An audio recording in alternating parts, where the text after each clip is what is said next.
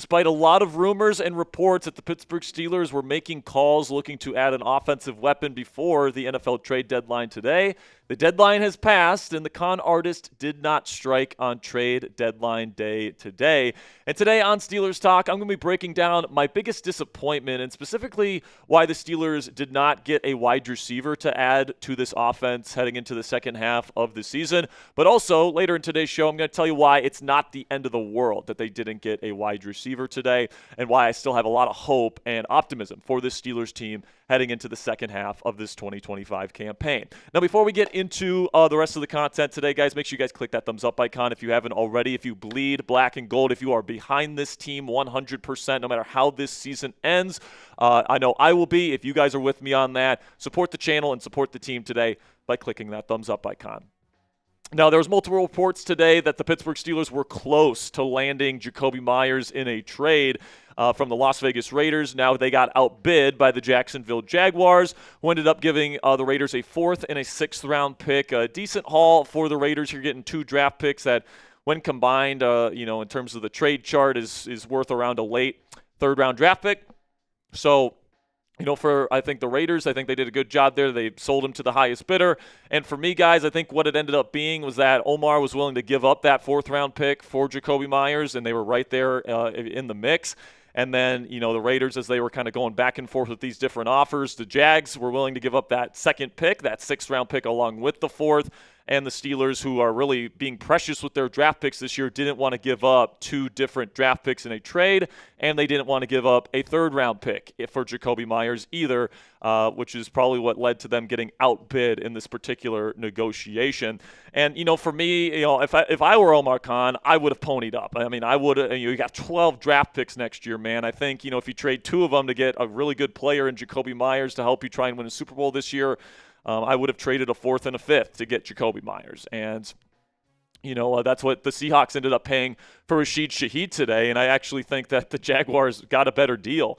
Shaheed, in my opinion, is not worth a 4th and a 5th. And, I think that Jakobi, is a better player than Rashid Shaheed is. So for the Jags to get him for that price tag, it felt like this was very doable for the Pittsburgh Steelers, and it would have been really nice to add Jakobi Meyers' skill set as a big body route running, a receiver with excellent hands, doesn't drop anything. He's got a great contested catch rate. I think he would have been a really great complementary piece inside this Steelers offense. And, I am a little bit bummed that the Steelers came up just short in those negotiations.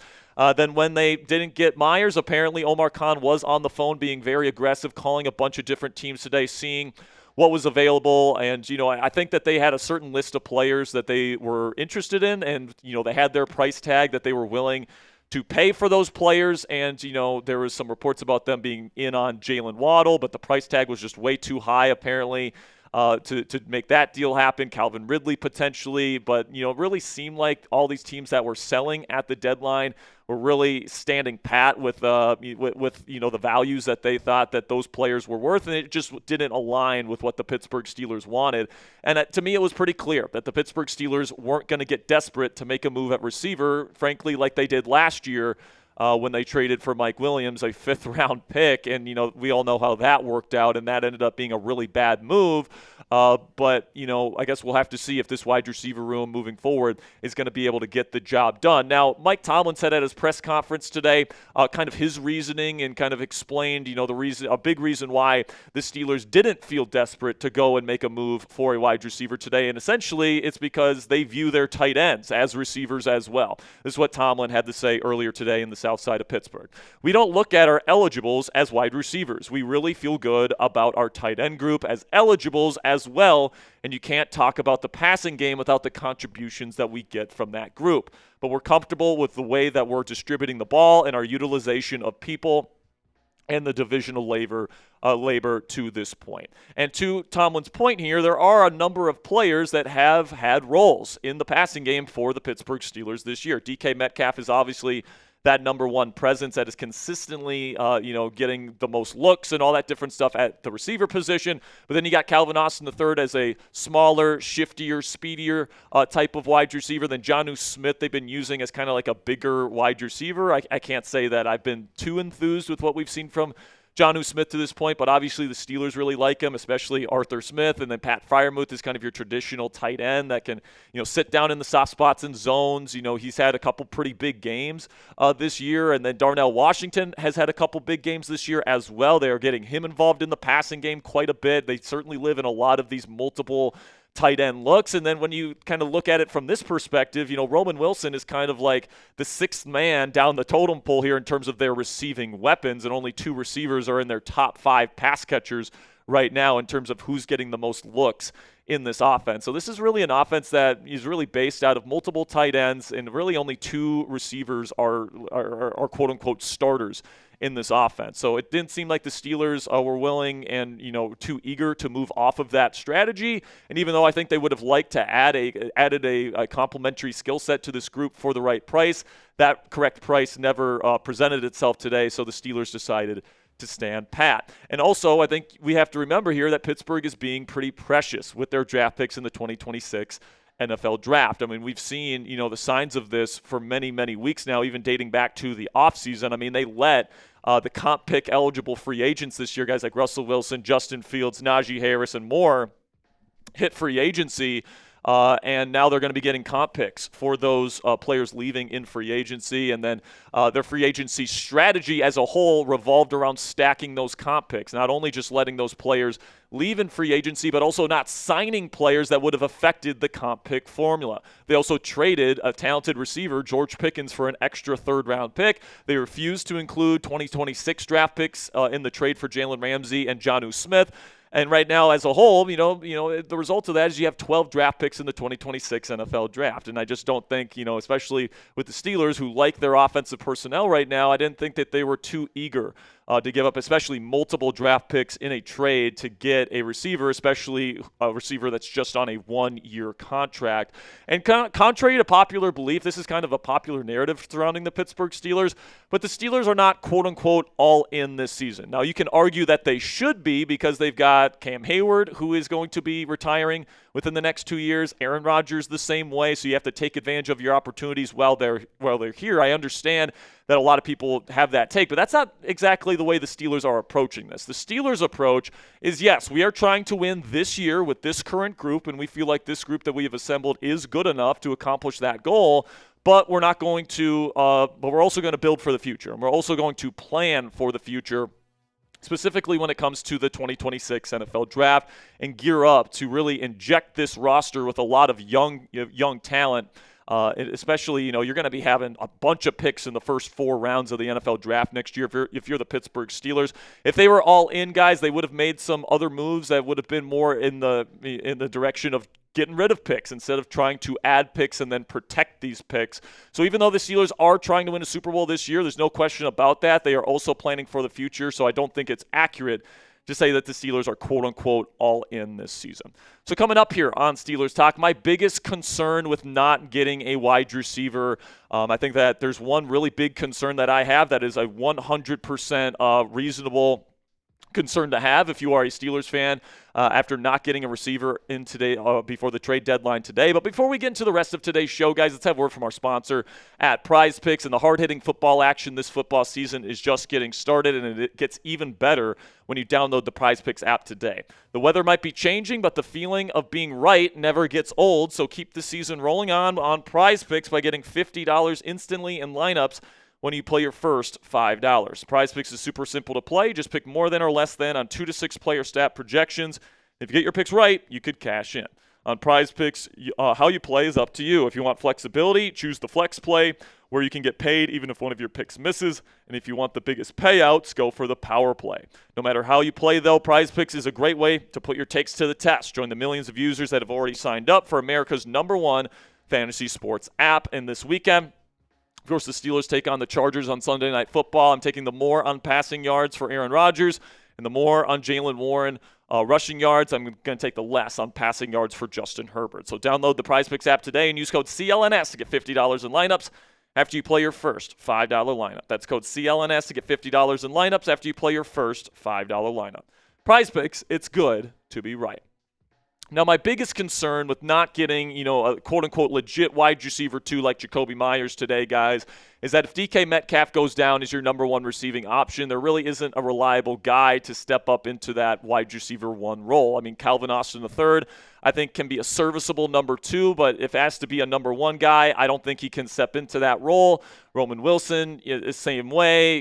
Marquez Valdes-Scantling would obviously be put into probably the starting rotation if DK goes down.